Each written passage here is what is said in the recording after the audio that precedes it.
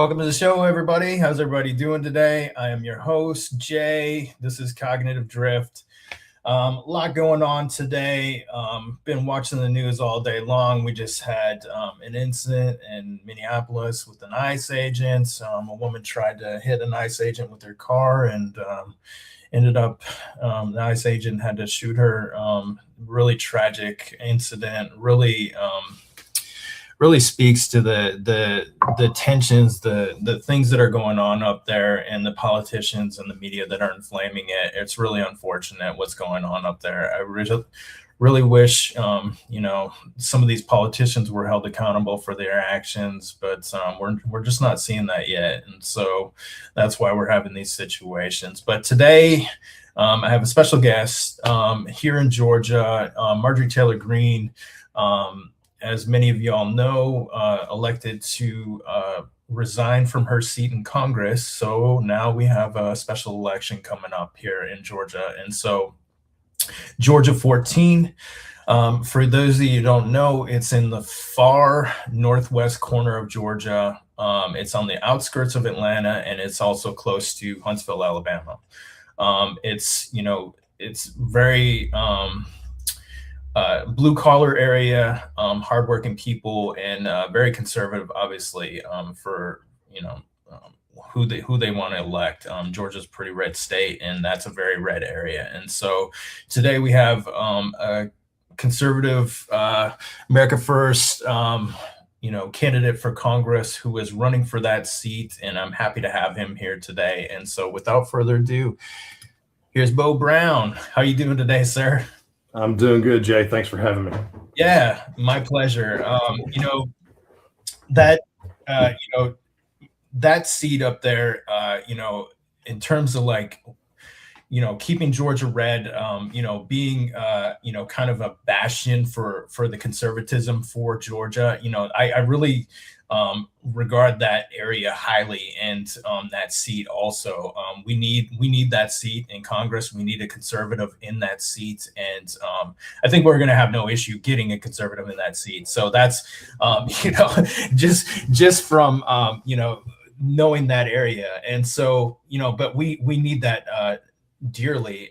We're holding on to a thin majority in Congress. We had a congressman pass away in California, so it's our majority is getting smaller. And so with Marjorie Taylor Greene stepping out, we really need to get somebody in there, a conservative voice, and somebody who's willing to fight for us.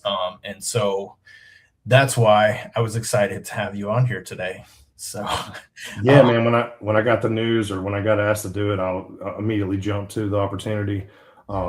Right now, my campaign is grassroots, and obviously that's just, for the most part, it's been me, kind of self-funded campaign. I announced on December 3rd, and have been going hard at it every day, 10, 12, 15 hours a day, just making things happen, also while working a full-time job. So I want to definitely let people know, I'm just like them.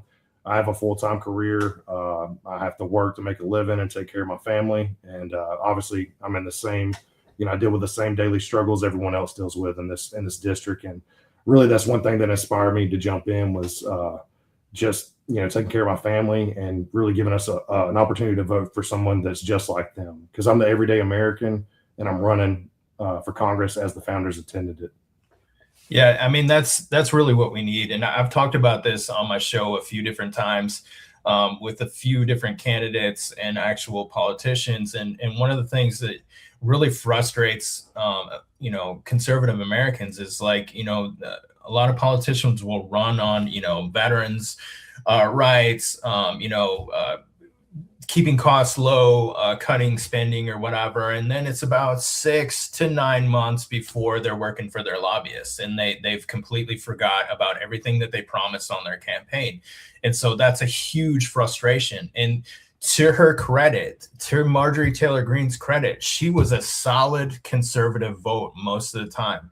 I hate how she went out of Congress, and but for the most part, she was a solid conservative vote for Georgia and for the country. And so we need somebody like that in there that can help us out, because it's, with that thin majority, we're really struggling. And President Trump, he has his agenda or whatever, but if he doesn't have Congress, if he doesn't have the Senate, which he really doesn't right now, it's just, he's barely hanging on or whatever. If we had a larger majority or something like that, he could get a lot more done. But the thing is he's doing the best with what he has. And so that's why this seat is so critical, that we get a true conservative back in that seat, and we help him out with his agenda. Yeah, that's 100% what I plan to do. I am a true conservative. Grew up in a blue collar family. My dad still works. My mom recently retired. My brother, he works at a pretty big mill here in Rome, Georgia. But yeah, I've been working hard my entire life. I've had every job you can think of, from bussing tables after graduating from Georgia, which was kind of an interesting thing, walking around with a degree from Georgia, but bussing tables at Red Lobster kind of makes you think about life in a different sense. So I think a lot of people feel that way when they can't, they've only like their 17th interview and they can't get hired because degrees don't mean much anymore in this economy. But yeah, I plan on basically serving our constituents like I would serve you in any situation, whether I was working for you or that's the main thing. Like I look at this as a job. Like I want to go to Washington. I see it as a job. I don't see it as a lifetime appointment. That's why I'm for term limits. I'm 100% for term limits. It's not a lifetime appointment. I don't plan on, like, I love Northwest Georgia, and I'm sure I've been to DC one time for 12 hours, and I got to see the White House and the National Archives is where I spent most of my time, and the Aeronautics Museum. But I don't plan on spending my majority of my time up there. That's why my pledge to Northwest Georgia is to be the most accessible candidate who's ever served this district. And that means me being in this district, solving problems more than I'm in Washington, besides when I have to be, obviously, to vote. But other than that, like, I will be working 100% for this district. I will be, obviously, I guess people have brought it up to me, are you going to work your regular job? No, like I'll be resigning if I get elected, and I will be working 100% for Americans and Georgians in Northwest Georgia. Yeah, I mean, you really have to, unless you have a business. The thing that demands that you have to be in DC and involved in a lot of that there. I'd like to elaborate on that. I mean, that's what you get when you vote for Beau Brown. Like I'm just like you. I'm a regular guy, but I have the passion, the desire, the willpower and fortitude to basically take this step. I mean, when it came down to jumping in, I felt inspired to take this leap, and not for anything other than doing what's right. And, I like I said, a blue collar raising, I've always been taught to do what's right. Yes, sir. No, sir. Open doors for strangers. And, I'm 37 years old now, and I figured, like, why not me? I kind of asked that question. You can talk about sports psychology or whatever type of psychology, sales psychology, because I was in sales for a little bit, but why not me? And I think once people get to know me, see where I'm coming from, the other stuff can be learned. I'm a quick learner. I have the degrees. I have the professional, pedigree in the background. I've been in risk management insurance for over a decade and serving this district. But when it comes to the politics, you give somebody a job, they work hard, and you figure it out, and good things happen. And that's what I want to do for Northwest Georgia. And I'll be honest with you, man, seeing some of these, especially in the Senate, like, some of these people are like, they're dinosaurs, man. They don't know what the hell they're voting on. Like, talk about like Chuck Grassley talking about AI and stuff like that, man. They don't know what the hell they're talking about. We need somebody who actually is, a little bit younger, who knows what they're talking about. They know about the technology. They know about these things or whatever, so that they understand the things that they're voting for. Not that Chuck Grassley is a bad person, but the thing is, it's like, he doesn't know what the hell he's talking about. So if like, it's just ridiculous to see some of these people and the things that they're voting on, and they really don't have a clue what they're talking about. And so they don't understand the things they're going to be gone when these things are, when AI is taking away jobs, right. when our kids are trying to earn a living or whatever. We need somebody who actually understands what they're talking about in terms of these things. And can feel it. These people are multimillionaires. They really don't know what it's like coming up right now. They really don't know what the shift in the grocery prices that we saw in the past 5 years, right? That was huge. I'm a single parent raising two teenagers, man. My grocery bill doubled. My home price doubled. My home didn't double in value. What happened was my dollar was halved.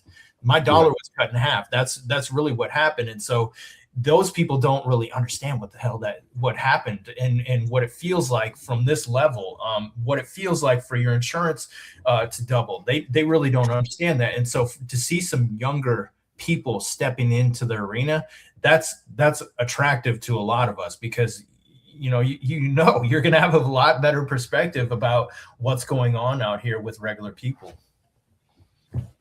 Yeah. Like I said, I'm America first. I'm a regular guy. Like me and my wife, we've been married for 8 years. My son will be turning 7. Or sorry, he turned 7 in September. My daughter's 3. So I do have young children, but my wife is a stay-at-home mother. We do homeschooling. My wife was a teacher, but we do homeschooling now. So it's kind of been a good transition, but we're prepared for, we kind of have already adjusted to the life of me working and her providing for the children. So, people have asked, are you concerned about that? Like, look, like I said, it's not a lifetime appointment. At most, I win the special election, I'm there. Hopefully, whoever wins the special election is going to be the leading candidate to be reelected in the May primary. Well, sorry, not the May primary, but the November election that's coming up. So I think that's the game to this, is win the special election. You're the number one, moving forward. So, but after that, 2027, it'd be a two-year appointment, and I think that's good in a sense. They're talking about term limits. We do need term limits, but I still agree with a 2-year running to get reelected, because it keeps your congressman or your congress lady honest. Like, they have to work for their constituents, and it keeps them motivated to provide results and stay accountable. So yeah, when you say they don't understand, they don't understand. I mean, I was buying eggs at $20, $20 carton of eggs at Kroger after the when the pandemic happened. Like, you're sitting there like, how are we going to make this? I mean, how are we going to get through this? And by the grace of God, we all have made it. We're not Venezuela right now. So, America is struggling. Americans are struggling, and I want to be, like I said, I don't know everything, but I know what is the right, I know there's some right and wrong, and what the traditional American values and principles that we've grown up with inspire us to do. And that's, my pledge. Yeah, that's awesome. Yeah. And yeah, we just, we absolutely need to, for Georgia, like, I'm not asking you to say anything, but I'll say, like, we had some election integrity issues in 2020, and we have 2 blue senators in the state, which really looks ridiculous. When we have a red state, we have a Republican governor, we have a Republican secretary of state. Like, it looks really ridiculous, and it looks foolish to the state, because I believe there were election integrity issues that really caused that to happen. Yeah, I mean, I'm not afraid to talk about the subject. This is what happened. I mean, I was up at 3:00 in the morning like everybody else when we saw them shut down polls in those states and didn't provide a consensus that Trump had won it, because we all knew he was ahead. He was way ahead, and then all of a sudden we have that anomaly trick up. And then we have a water pipe burst. I mean, people, they say that, and the regular American's like, okay, water pipe burst. People know about water pipes. Like, that's not going to stop you from counting votes. Right. They covered up windows. They did everything suspiciously in Fulton County, and it's just been, the election. There was definite anomalies that happened. The main thing that I want to do, I want to push across the finish line when I get there, is to outlaw mail-in voting. That has to be outlawed. We cannot have mail-in voting again, to have elections where everyone has the confidence when they go to the people that show up to the voting booth, have that confidence. But and then you walk out of there and you realize, people are dumping off mail-in voting, and it's ridiculous. So if you can't Yeah. show up to vote, besides the infirmed or our military men and women overseas, like you should have to show up to vote. Period. Yeah, absolutely. I agree with you If you 100%. can't do that and you can't be a part of the process of what it is, then we don't need your vote, because you're obviously not clued in enough to get a vote, to have a say. Like, Yeah. you should be able to show up. So number one, outlaw mail-in voting. I think Trump actually just announced that on Twitter, or not Twitter, but X today, that we need a national mandate to end mail-in voting, and I'm 100% for that.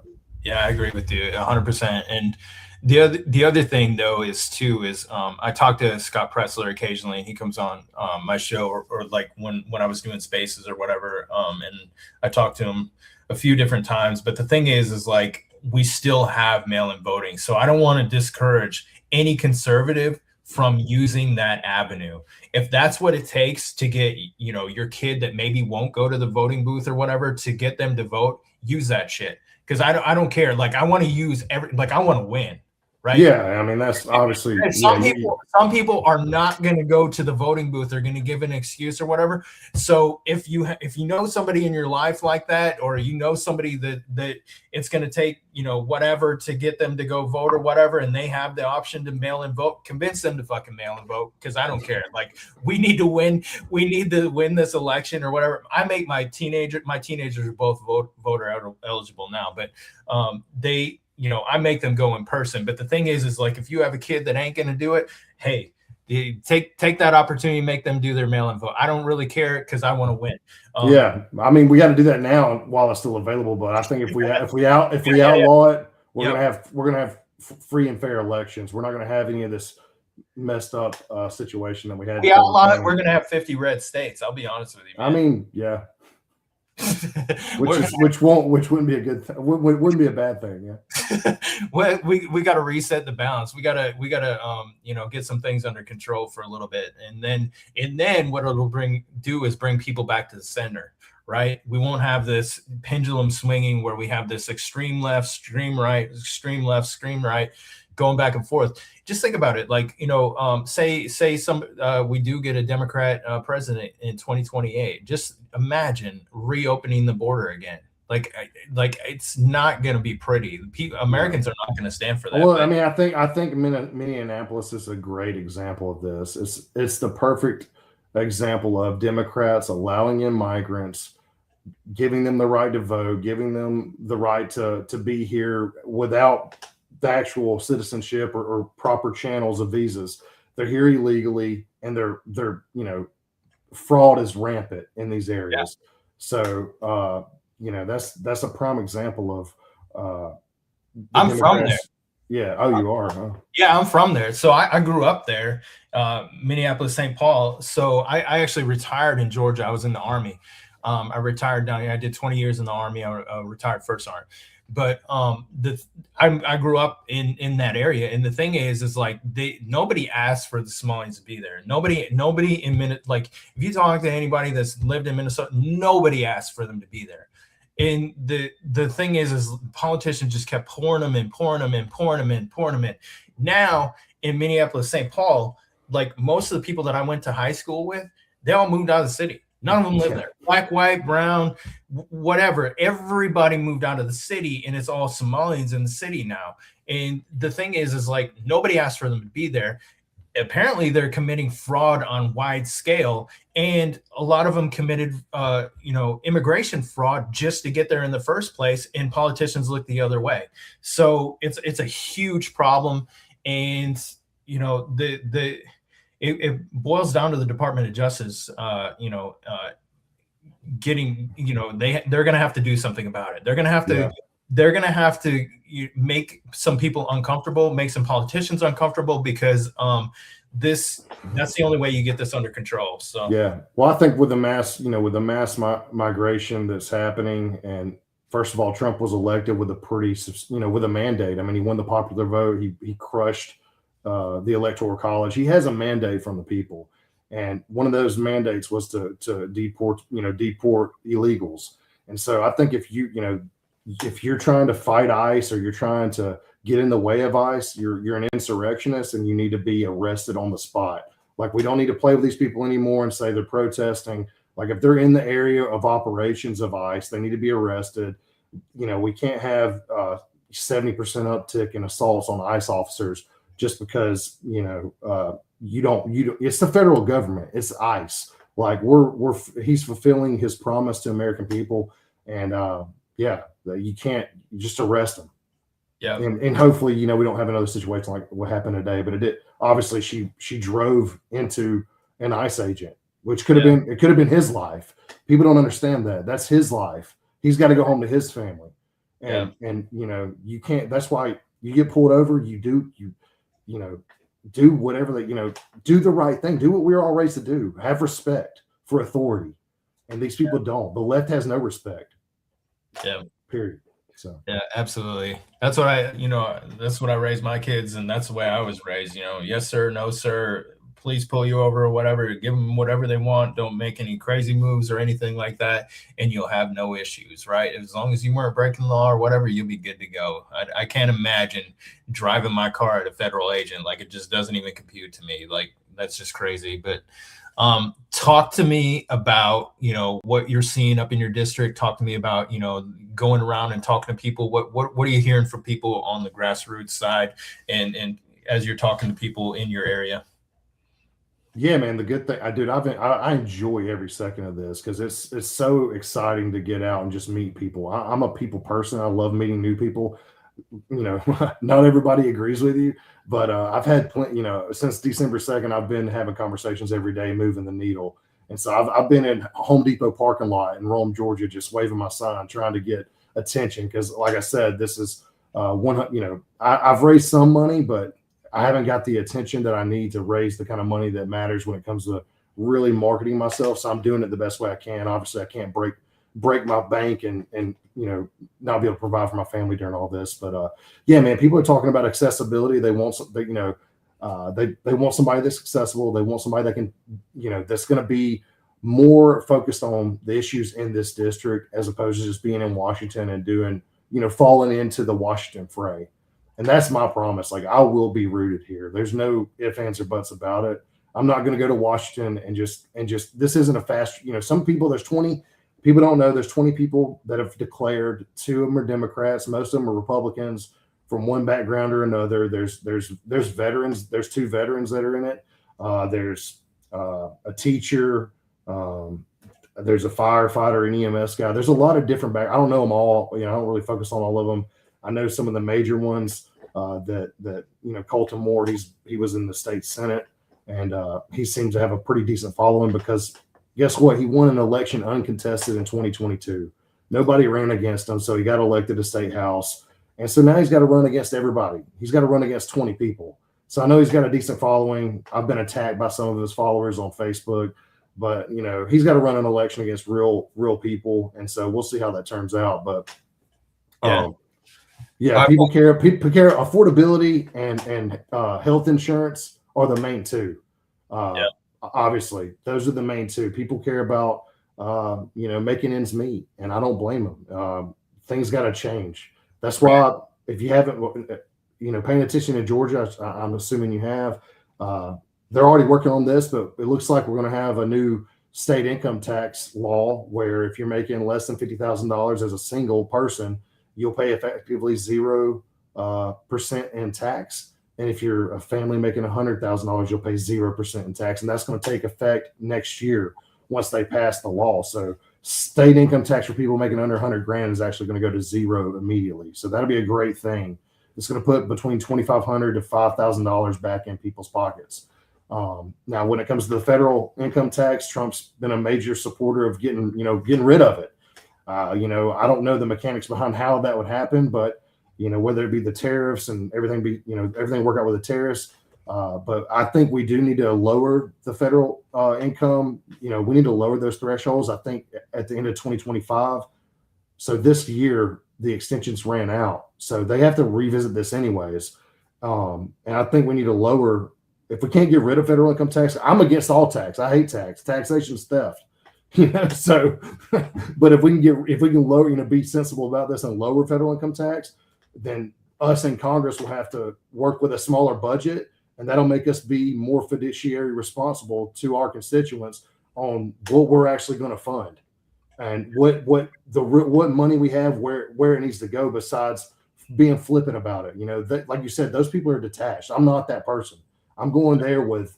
I'm a red-blooded American from Northwest Georgia, and I'm a boy. I'm going there, and I'm going to make wreak havoc for us, and make sure we're heard, and make sure that the right things are done. So those two things. I mean, when it comes to health insurance, that has to be fixed. It seems like Congress has been kicking the can down the road for a long time now. Obviously, there are constituents that are on these the supplemental income that's provided by the federal government for them to afford health insurance. Those guys, they have seen their prices increase substantially, and some people are just going without insurance right now. So when it comes to health insurance, there's some ideas floating around about what can be done, but that's something that I really need to dig deep into to provide a solution. I don't have the answer right now, but I don't think anybody does. Yeah. Yeah, well, I mean, that a lot of that has to do with Obamacare. A lot of people's insurance rates, when they tripled under Obamacare, whatever, and now they need these. We're kind of stuck with it right now until they can fix some of these issues or whatever. But I can't imagine what it'd be like to need that supplement or whatever to make sure that your kid can go to the hospital. But the other part is like, if Congress, can cut out some of the fraud and stuff like that. When we talk about the Somalians, when we talk about why are we sending $40 million a week to the Taliban still? Like some of the Doge cuts or whatever, let's implement some of those things. Let's pass a budget. Let's honestly pass a budget and cut out some of that fraud, because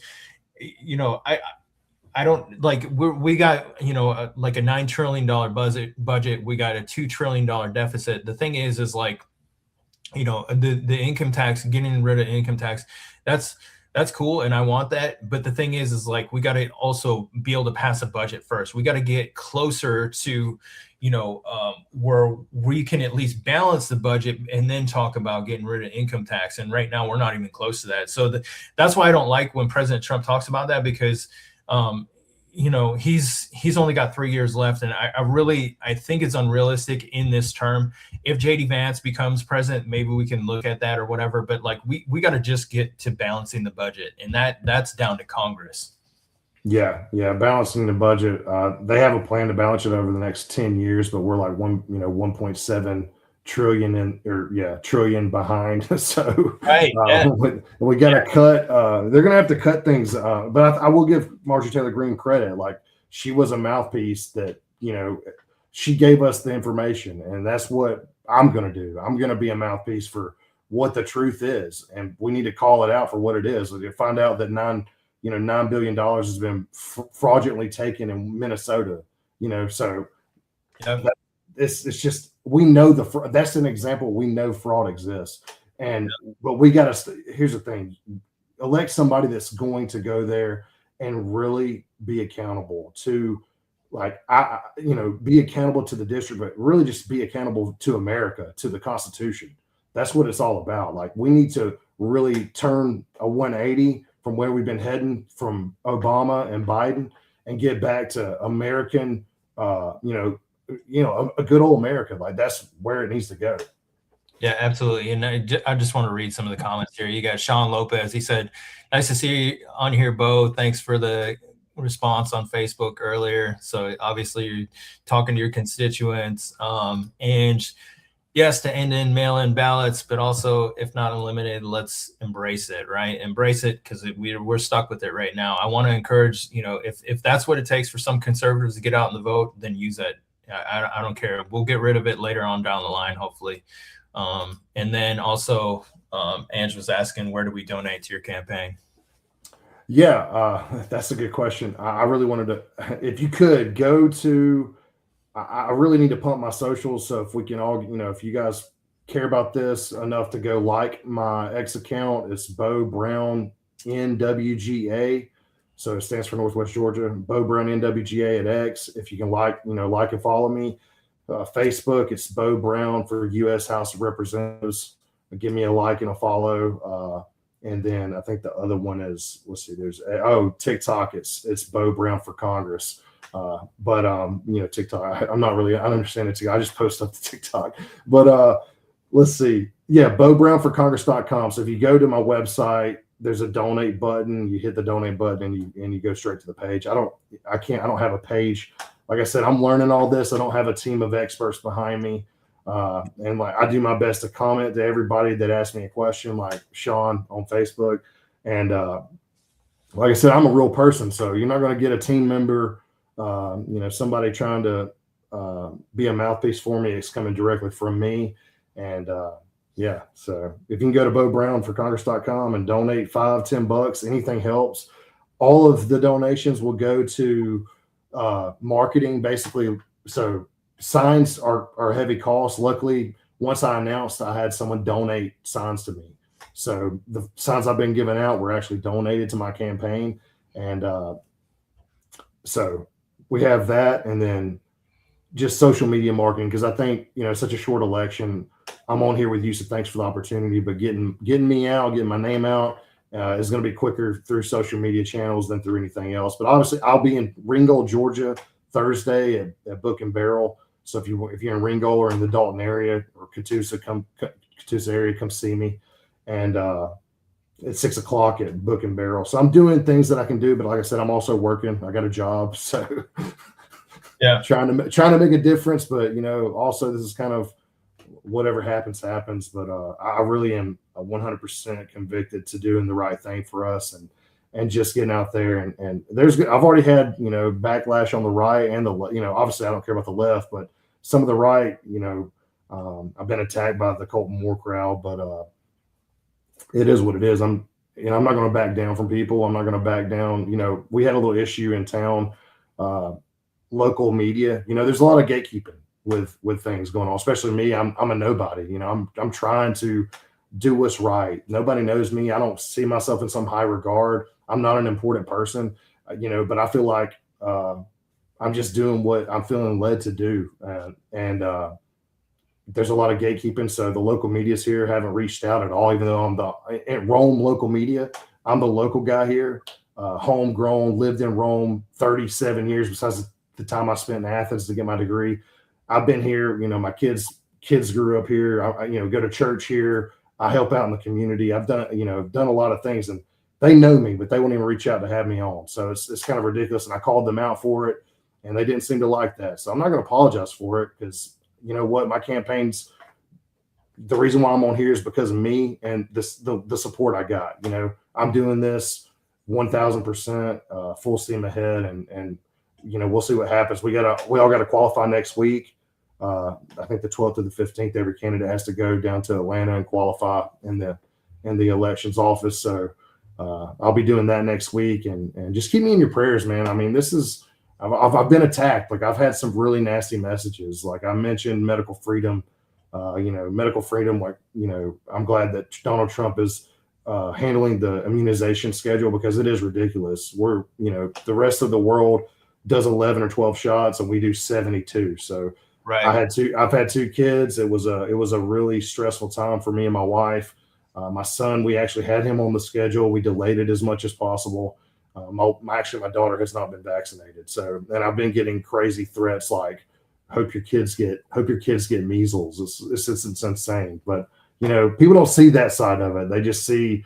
They think I'm doing this out of vanity or something, but no, I'm actually, a red-blooded American, and I'm taking the opportunity to stand up for what I think's right, and hopefully get on our support from you guys. So keep me in your prayers, and vote for me if you care. Yeah. I mean, the vaccine, schedule thing, that resonates with a lot of parents, because that was scary for a lot of us.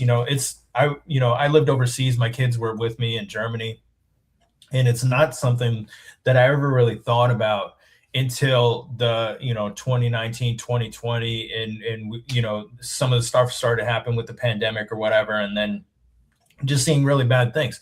My neighbor's wife, she she had like Bell's palsy or a stroke or whatever. Like after that, my aunt had a stroke after her, her Yeah, COVID. it's Guillain-Barré syndrome when people got the Right? COVID shot. Yeah, it affected a lot of it was not safe and effective, let's be real. No, no, hell no. And so, ever since I retired from the army, not me, not my kids or anybody, I retired from the army in 2019. None of us have gotten anything. And I went a step further and I got them all vaccine exemptions so they wouldn't have to deal with this anymore because I want the choice. I don't want to be forced into anything, and I don't want them to have to, be forced into anything. So I just went and did that or whatever. It was never an issue here in Georgia. We didn't have to play that game. But the thing is like it was scary for a lot of parents. And a lot of tough decisions. And like, my mom, she got fired from her job for not getting the vaccine. And, good for her for standing her ground. But the thing is like she was still fired. She doesn't get any money back or anything like that. She worked there for 30 years and they still fired her ass. So yeah, just crazy. But she also still lives in a blue state too. So. Well, yeah, we know. I think most of it was such a failure on the federal government, communicating that and just pushing things out. But I think they didn't know what to do. We all know this came from a lab in China. We shouldn't have been funding gain of function research to begin with. We got to outlaw that. That's another thing. I don't even think they've outlawed it yet. I still think it's still going on. Like, why are we letting scientists play God with deadly diseases? Like, yeah. We can't have this happen again. So we need to outlaw gain of function research. That needs to be taken. That's another thing that needs to happen. So we don't have another pandemic, human created pandemic. But even the whole science behind wearing the mask and the 6 feet, it came out that the 6 feet was just a made up thing that Fauci came up with. There was no science that backed it. And then the mask, the virus was actually smaller than any of the fabrics, together. So the virus would get through the mask whether you wore the mask or didn't. And also if you're wearing the mask, I still see people with a mask on sometimes, which more power to you. You want to be an idiot and wear a mask, go ahead. But hypoxia, people actually get hypoxia from lack of oxygen from wearing masks. And people would wear them all day, 20, 24 hours, like whatever. I like to breathe, God's given air. That's what I'll do. So. Yeah, it's not good for you. But, I joke about this too. I like it when they wear the mask because that way I can stay away from them. To avoid them. Yes. Yeah. So anything else you wanted to talk to us about your campaign, your message, what you got going on, what you need, where people can find you, events you got coming up? Big events. So like I said, Thursday I'll be in Ringgold. Next Friday in Rome, Georgia. If you're a veteran, I want to meet you. I'm doing a veterans meet and greet at a veteran-owned bar downtown Rome. It's called Alibi Prohibition and Combat Market. It actually sells weapons and is a bar. So it's a veteran-owned business in Rome. So I'll be at a small business. I'm going to put out some more promotions about that. But if you're a veteran, and even if it's open to anybody can come. But I really want to take the time to meet veterans and shake their hands and really understand their concerns for this district heading forward. I know a big thing is mental health and also just like rehab access.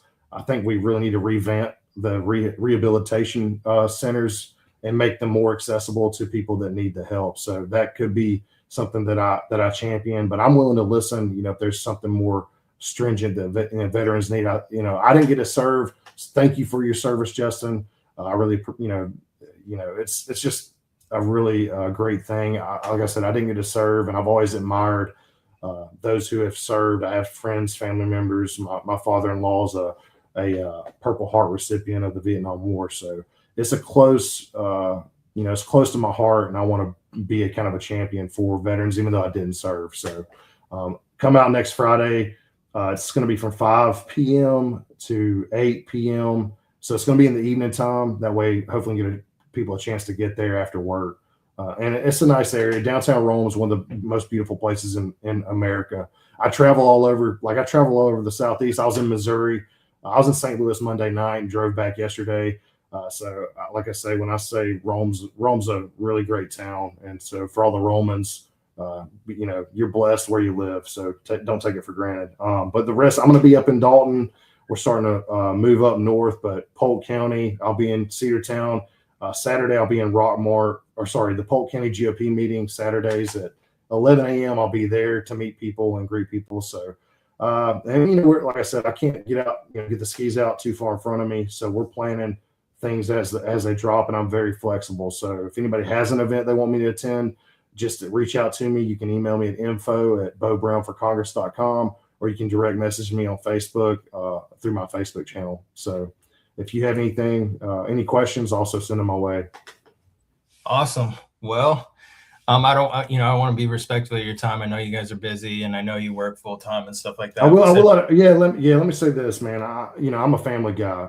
I grew up through the Great Recession, couldn't get a job, spent the last 10 years busting my hump. I was a real estate agent, so I did that on the side to supplement my income. So I just want to be clear, I'm just like you. I'm a normal American, but I'm well suited to learn the the issues we face and go to bat for us. But I'm all for families. I'm all for medical freedom. I'm all for preserving the American culture and the American dream. The American dream has been taken from our generation, millennials and even the Gen X. So we got to restore the American dream, and it ain't going to happen with 50-year mortgages. But the good thing is Trump did today announce that he was going to restrict institutional purchases of single-family homes. So the likes of BlackRock will be no more. And I think I said I would go a step even further to, penalize these corporations who own single-family homes to, if they're still carrying them on their books, they get a penalty. That way they would be forced to send those homes back to the free, to the market, to regular Americans and families that want the promise of owning a home. Because I think the home is it's your sanctuary, it's your castle, it's your kingdom, and every American deserves the right to have that and to raise a family and to build equity and wealth. So that's another big sense.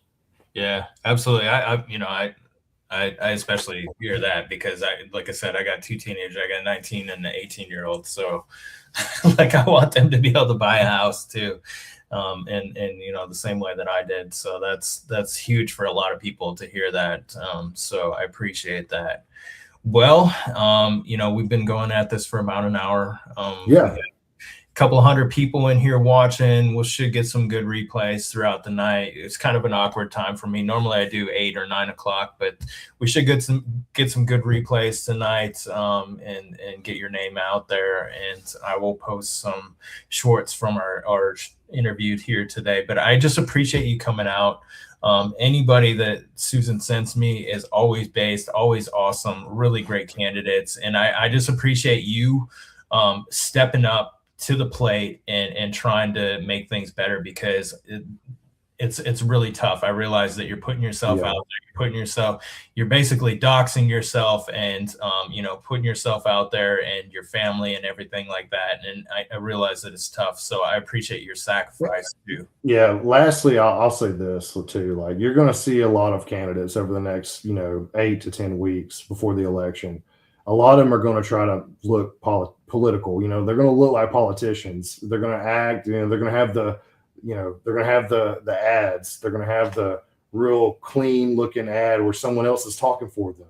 Just know that I'm talking for myself, and I'm talking directly to you, and I'm willing to meet people where they're at. Number one, and like I said, I don't know everything, but I'm willing to meet you where you're at. I'm willing to learn your concerns, and I promise that I'll do my best to make this district the best district in the United States. Yep. Well, I appreciate you, sir. Thank you for coming on here tonight and getting your message out there. Thank you for everything that you're doing. Look for him on I posted it on here, Beau Brown for Congress.com. Beau Brown, Northwest Georgia on X. Find him on his social medias, find him on his website, donate if you can, repost his stuff, help him get out there, honestly, because it's gonna come down to us. That is why I do these podcasts, because it's down to us. The media is not going to help us. They're going to suppress us. Other social media platforms are going to suppress us. So it's up to us. It's up to me and my 100,000 plus followers or whatever. I'm going to take that and I'm going to help you get your name out there, because that's what it's going to take. This is grassroots. Social media is grassroots now. So thank you for coming on here tonight, Beau. I appreciate you, sir, and I look forward to seeing you in Congress. Thanks for sharing your platform, man. And yeah, go vote Beau Brown for Congress on March 10th. March 10th, special election, Georgia. Is there early voting for that one? I do not know yet. I don't think so. Okay. They just announced it, so I don't even know. But yeah, if you want to tune in, I'll let you know, and you can let everybody know. Yeah, we'll post about it, because that way we can help you get it out there too. So, all right. Well, I appreciate you tonight. Thank you for coming on here, and have a good night. Yes, sir. All right. Appreciate you. All right, there you have it. Beau Brown for Northwest Georgia. He's going for Marjorie Taylor Greene's seat. It's a critical seat in Congress. We need to get a conservative in there. We need to help President Trump with everything that he's trying to do to get the country back on track. So I appreciate everybody that came in here tonight. We had a ton of comments. Thank you for commenting. C&D, Land of Illusion, Ange, Rosalind. I appreciate all y'all. Sean Lopez, Sheila K. Honestly, thank you guys for supporting, reposting. Make sure you follow Beau Brown for Congress. Beau Brown on X, on go to his website, donate if you can, and really help him get out there. I appreciate y'all for watching tonight. Thank you, and I'll be back on in a little bit. I actually have a fighter pilot that we're going to talk to, retired Navy commander. We're going to talk to him about some of his combat experiences. So watch for me in a little bit, because I'll be back on tonight. Thank you for watching, and have a good night.